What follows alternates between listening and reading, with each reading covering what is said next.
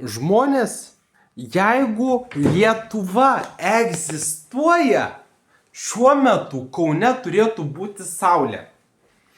Pagal žemėlapį, jeigu Lietuva egzistuoja, tai Vilnius yra šalia Kauno, labai mažas atstumas. Ir jeigu pas mus lietus, o Kaune saulė, taip ir negali būti. Nes pagal palidovinės nuotraukas, ten, kur yra Vilnius, ten yra toks pat oras kaip ir Kaune, supranti? Ten, kur Vilnius, ten yra toks pat oras, nes oro masės yra labai didelės. Ir jeigu pas mus lietus, tai Kaune negali būti saulės, nes žemėlapyje meteorologijos tuo pačiu metu turėtų būti šviesa visoje Lietuvoje, supranti? Va, ką noriu pasakyti apie Vilniaus miestą. Vilniaus miestas turėtų būti šalia Kauno, bet taip nėra. Jeigu Kaune saulė, tai ir pas mus turėtų būti saulė, nes pagal oro masių žemėlapius atstumas, kur yra Lietuva, yra labai mažas. Tai kaip jūs galit paaiškinti, jog pas mus yra debesys ir lietus, o Kaune saulė? Tik tokiu atveju, jeigu paaiškėtų, jog Vilnius yra nutolęs nuo Kauno per 1000 ar daugiau kilometrų. Tai va, jeigu Kaune saulė Lietuvoje, tai ir Vilniui turi būti toks pat oras, nes oro masės yra labai plačios. Ir ten, kur Kaune saulė, toks oras yra ir Vilniui žemėlapį, supranti?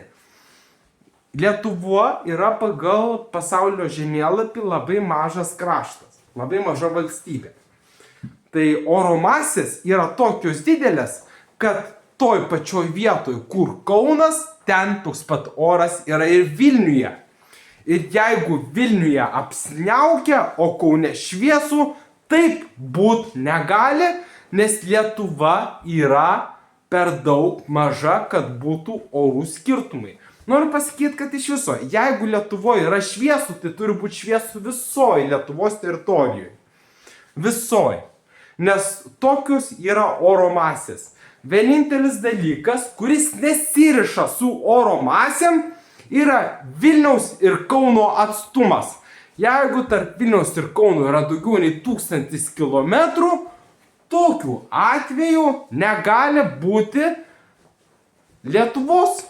Tokiu atveju Lietuva neegzistuoja. Jeigu oro masės keičiasi tarp Vilniaus ir Kauno, nes iki Kauno pagal žemėlapį atstumas yra toks mažas, kad orai turi būti vienodi visoje Lietuvoje. Ir tai būti negali. Realybėj orai skiriasi. Tik tokiu atveju gali skirtis orai Lietuvoje, jeigu Vilnius yra nutolęs tiek pat, kiek Maskva. Nes jeigu Vilnius nėra Maskvoje, oro masės turi būti vienodos visoje Lietuvoje, kadangi oro masės yra per didelės, jog būtų kontrastas tarp Lietuvos regionų.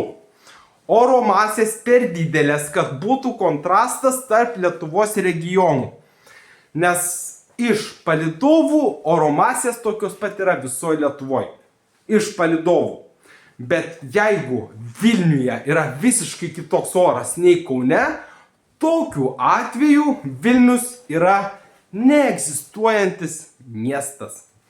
Vilnius yra neegzistuojantis miestas. Ir Vilnius yra kažkur rytų Europoje. Tai yra kažkur rytų Europoje. Ir mes esame ne Pabaltijo valstybė.